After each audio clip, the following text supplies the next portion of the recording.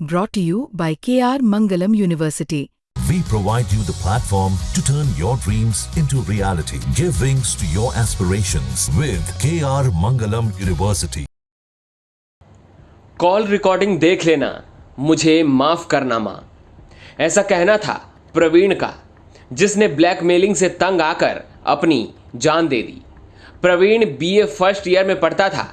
वो 21 साल का था और 3 भाइयों में सबसे छोटा था। पिछले कुछ समय से पूरा परिवार गुरुग्राम में रह रहा था। 2 जून को प्रवीण की परीक्षा थी। परीक्षा देने के लिए प्रवीण 1 जून को पलवल आया था, लेकिन किसी कारण से परीक्षा कैंसिल हो गई। अब 4 जून को परीक्षा होना था। परीक्षा देकर प्रवीण वापस आया।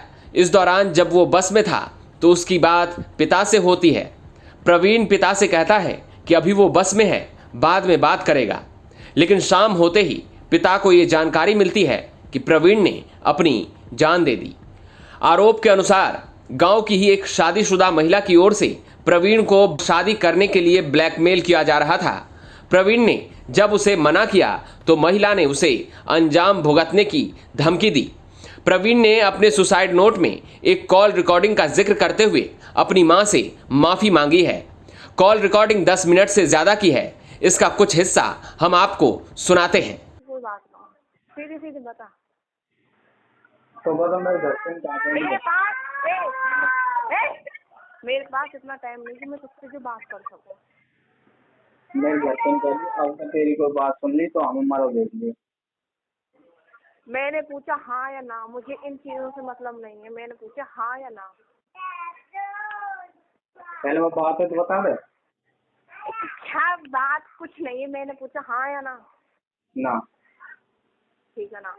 अब सुन, वो क्या, हाँ उसका नाम रविंदर है, वो यही है ना बिडूकी में? पता है ना। मुझसे झूठ मत बोला करो। मैं बिडूकी में रह के सब हिस्ट्री लेती हूँ और बिडूकी मैं तो वहाँ भी वो कहा तो एक बार कब आया कब ना आया। चल हाँ, मुझे नहीं पता। पहले हाँ। सुन, तूने मेरे जिस्म से खेला है। एक बात सुननी, जो मैं ऐसी ऐसी लड़की ना हूँ जो तुझे अब ऐसे छोड़ दूंगी। तूने मुझे धोखा तो दे दिया, अब ध्यान कर लीजिए तेजल काम होगा। ठीक है, मैंने कहा धोखा दियो। धोखे की बात ऐसी है, मैंने तेरा साथ दिया, तूने मेरा साथ नहीं दिया। अब इतना ध्यान रख लेना, फिर भी कहीं का नहीं छोड़ूंगी अब मैं तुझे। ठीक है, सोमवार मंगल मैं यहाँ से शुक्रवार को जा रही हूँ, बिडू की जा रही हूँ शुक्रवार को यहाँ से। सोमवार के तेरे घर पे तो देख लेना क्या होगा, क्योंकि अब मुझे नहीं पता, क्योंकि मैं इतने दिन से चुप क्यों थी ये मुझे नहीं पता। चुप कुछ बात पे ही थी, कुछ काम नहीं लग रही बस। अब मैंने सुन लिया था सब। तुम सारे लड़के ऐसे ही होते हैं, किसी लड़की से जिसम यूज करके उसका घर वालों को पता चल जाता है, छोड़ देते हैं। और लड़की बेचारी लड़के का साथ देती है और फिर भी वो मर जाती है। यही काम रहता है तुम लोगों का, तेरी वजह से। तुझे पता मैंने जब मैंने तुझसे बोल दिया तो ये कुछ होगा नहीं, इतना डरने की क्या। अगर डर था ना तो पहले किसी लड़की की तरफ देखना ही नहीं चाहिए तुझे। ठीक है ना, एक तरफ से कभी ताली नहीं बजती। ये बात तूने सुनी भी होगी और देखी भी होगी। हाँ, मुझे नहीं पता था। एक बात सुन लो, नंबर भी दे दूंगी, दहगाम और बठन में जाके पूछ लीजिए कि कुमकुम में धोखो देने के बाद मैं चल करो कहा, कहीं को ना छोड़ो, खाट पे करो बेचारो, खाट पे, ना कोई कमाने को ना कहीं को। और 3 महीना पीछे दियो मैंने वायर से, और हमारे भी 3 महीना है गए। ठीक है, और जो तेरा मुझसे कुछ कहवावे वो तो तेरी वजह से मैं, तूने सही कहा था उस दिन मैं प्रेग्नेंट थी। तेरी वजह से मैं प्रेग्नेंट हूँ, तेरी वजह से। तेरी वजह से उस रास्ते चलना पड़ा जिस रास्ते चलना ही नहीं था। और अच्छा ही रहा, तो उससे भी नहीं मिली तो तुम दोनों ही ऐसे थे, समझ गई मैं। तुम्हें मौका दिया, मैंने पूछा हाँ ना, तूने नहीं कर दी। ठीक है, अच्छी बात है, तूने मना कर दी कि मुझे तुझसे बात नहीं करनी। अब तो देख तेरे साथ क्या होता है। मैंने तुझे कितने दिन का टाइम दिया था, तूने मेरी कॉल कोई 10 बार में रिसीव की है, तुझे पता था मैं कॉल कर रही हूँ। ठीक है, अरे मैं बाहर से आया, मैंने कहा मुझे चटकावे मत। थोड़ी देर पहले तेरी कॉल जस्ट ठीक, किसी से अबे नहीं कर- पंडित वहाँ पे हो, मैं वो बात कर रही हूँ भागीदारी मैंने ना करी, ठीक है ना। चलो मान ली, एक दिन तूने की थी कॉल, इसको मैं एक मैडम की कॉल से की थी मैंने कॉल, ठीक है। उस दिन भी तू बोला नहीं, उसमें कॉल रिकॉर्डिंग चल रही थी, मैंने कॉल काट दी। एक दिन तेरी भाभी ने सीख की थी, मैंने छोड़ चल लेकर कौन। अब बस इतनी बाकी रही है, सही बता रही हूँ, मैं कुछ ना करूँगी जरूर। मुझे नहीं पता क्या करने आ रही हूँ, ये तो मैं पूछ के ही करूँगी, पर इतना जैसे उनको कहीं का नहीं छोड़ा ना। तुझे बात बताऊँ फिर मैं, उनसे मैंने प्यार नहीं किया था। चलो उन्होंने मेरे साथ जो किया वो बता देंगे, पर मैंने तुझसे क्या किया था और तूने मुझसे नहीं किया, ये बहुत बड़ी हकीकत मेरे लिए बन गई है, ठीक है। तूने कभी प्यार किसी से किया ही नहीं है और तुझे होगा भी नहीं, और तुम लोगों को होता भी नहीं है ऐसे को। मुझे नहीं पता तुम्हारी कितनी सेटिंग थी। मृतक प्रवीण के पिता ने हत्या की भी आशंका जताई है। साथ ही उन्होंने इस मामले में न्याय दिलाने की गुहार लगाई है। ये पेपर देने के लिए गांव आया हुआ था। 1 तारीख को आया था, 2 तारीख को इसका पेपर था। 2 तारीख का पेपर कैंसिल हो गया, फिर इसका 4 तारीख का पेपर था। गवर्नमेंट कॉलेज होडल, उसमें पेपर दे के आया था। मॉर्निंग में पेपर था, 12-1 बजे के बाद मैं घर आया। उसके बाद में मेरी इससे बात हुई, बोलो पापा मैं बस में बैठा हूँ, बाद में बात करूँगा, आवाज़ सही नहीं आ रही। उसके बाद में शाम को 5-6 बजे के करीब हमें पता चला कि लड़के ने फांसी लगा ली। तो हम वहाँ से गुड़गांव से दौड़े आए।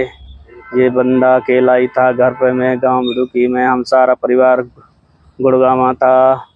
तो हमें वो लटका, हमारे परिजनों को लटका मिला, गांव के लोगों ने उतारा उसको। नहीं पता खुद ने लगाई फांसी या किसी ने लगाई है उसको। हमें तो उस एक सुसाइड नोट लिख के गया, अपना पेन पासवर्ड, फ़ोन का अकाउंट नंबर, और लिख के गया कि मेरी कॉल डिटेल देख लेना। हो सके मम्मी पापा मुझे माफ़ करना, इतना मुझे पता, इतना मैं बता रहा हूँ। कॉल डिटेल सुनिए। उसमें एक औरत ने उसके ऊपर भारी दबाव बनाया, तो शादी कर मुझसे, तेरे साथ रहूंगी, नहीं तो तेरे साथ। उसने मना कर दिया। मना करने के बाद वो दबाव बनाती रही। पहले 4 मैं शुक्रवार को आ रही हूँ, अपने गांव में हूँ। उसके बाद में देखना गांव में क्या हाल हो करूँगी, ये तो वो टाइम ही बताएगा। उसके दबाव के कारण मेरा बेटा पता नहीं इन लोगों ने मारा या खुद खुशी की उसने, ये तो बाद में बच्चे ने, गांव वालों ने वहाँ गाँव जाकर उतारा उसको। तो कहाँ की है? औरत गांव मिडुकी की रहने वाली है, शादीशुदा है, वो भी अपने गांव में गई हुई है। फिर भी शादी के लिए दबाव बना रही थी? फिर भी उसके साथ रहने का दबाव बना रही थी, या तो मेरे साथ रहे या नहीं तो मैं देखना जैसा पहले किसी लड़के के साथ हुआ वही हाल करवा दूंगी तेरा भी। पहले पता नहीं किसी परवीन जिनको किसी और का नाम ले रही, परवीन दर्जन क्या नाम है, ऐसा नाम ले रही थी। हाँ, जिसको हाल हुआ है, हाथ पैर तोड़वा दिए उसके। तो पहले अवैध संबंध किसी और 2 लड़के से और भी थे इसके, इसलिए इसमें भी दवा बना रही थी। मैं तेरे भी हाथ पैर तोड़वे कच्छ पे कहीं का नहीं छोड़ूंगी तुझे। तो पैसे वैसे भी कुछ वैसे पता नहीं कुछ भी। शादी के लिए शादी क्या तो मेरे साथ रहे या मुझे नहीं, दवा बना रही थी भारी। तो महिला ही जिम्मेवार है आपके लिए? महिला ही जिम्मेवार है, मेरे बच्चे की मौत का कारण महिला है, जिसका नाम कुमकुम है। पहले जो कुछ धमकी भी दी हुई थी उसको, तो इसके कारण मैं इन बच्चों को गुड़गांव लेके चला गया। उसके पति ने भी धमकी दी मेरे बेटे को मारने की, कि तुझे जिंदा नहीं छोड़ूंगा। उसके बाद मैं अपने परिवार को लेके 3-4 महीने से गुड़गांव रह रहा था। अब मेरा बेटा पेपर देने के लिए यहाँ घर पे आया हुआ था गांव मिडुकी में, तो मेरे बच्चा को मरवा दिया है, खुद किसी के कारण था। मुझे न्याय का मौका दिया जाए। अंत में अब आप हमारे संवाददाता की ये रिपोर्ट देखिए, जिसमें उन्होंने इस पूरे मामले की जानकारी दी है। पलवल के गांव भिड़ुकी में एक नवयुवक ने घर में ही फांसी लगाकर आत्महत्या कर ली।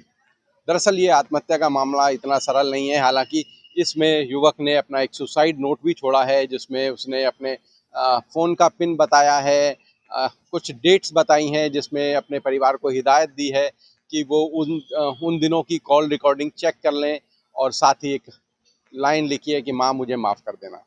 दरअसल इस पूरे मामले में जो परिवार है, वो जो उसके पिता हैं, उनका बहुत गंभीर आरोप लगाए हैं। उन्होंने आरोप लगाया कि गांव की ही एक महिला है जिसका नाम है कुमकुम, उसने इस युवक को धमकी दी थी कि अगर वो उसके साथ नहीं आएगा या उसके साथ शादी नहीं करेगा या उसके साथ रहेगा नहीं, तो वो उसे अंजाम भुगतने की धमकी देने लगी, और इसी के चलते उस शख्स ने आत्महत्या कर ली।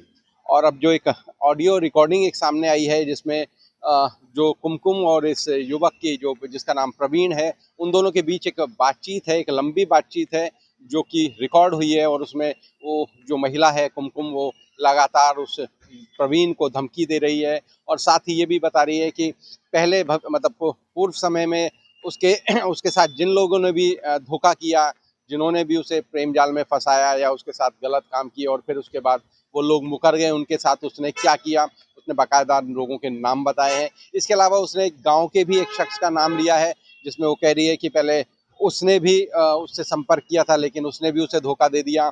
और इस साथ ही इन सब का उदाहरण देते हुए वो प्रवीण को भी धमका रही है कि अगर वो उसका साथ नहीं देगा तो शुक्रवार की उसने धमकी दी थी कि अगर वो शुक्रवार तक उसका जवाब हाँ नहीं आया तो वो फिर अंजाम भुगतने के लिए तैयार रहे। और यही कारण है कि जो प्रवीण के परिजन है, प्रवीण के पिता हैं सुरेश, वो आरोप लगा रहे हैं। उनका साथ ही ये भी कहना है कि करीब 4 महीने पहले भी इस जो महिला है उसके पति ने इनके बेटे को धमकी दी थी, जिसके चलते ये परिवार पूरा जो पलवल से शिफ्ट होकर गुड़गांव रहने लगा था। और अब पिछले 4 महीने से ये लोग गुड़गांव रह रहे थे। अब 2 जून को इसका पेपर एग्ज़ाम था प्रवीण का, लेकिन वो पोस्टपोन्ड हो गया, जिसके बाद ये एग्ज़ाम 4 तारीख को था। 4 तारीख को प्रवीण वहाँ से गुड़गांव से अकेला चलकर एग्ज़ाम दिया उसने, और उसके बाद वो घर आ गया, और घर पर आकर उसने इस पूरे जो प्रताड़ना है, उसके मानसिक प्रताड़ना, उसके चलते फांसी लगा ली। अब जो परिवार है, जो पीड़ित परिवार है, उनका आरोप है कि इस मामले में पुलिस कार्रवाई की जाए, इस मामले में मुकदमा दर्ज किया जाए, और जो आरोपी महिला है और जो भी उसके साथी हैं, जो भी इसमें शामिल रहे हैं सुसाइड केस में, उसको धमकाने में उसके बेटे को, उन सब के खिलाफ कड़ी कार्रवाई की जाए। हरियाणा तक के लिए पलवल से सचिन गौड़।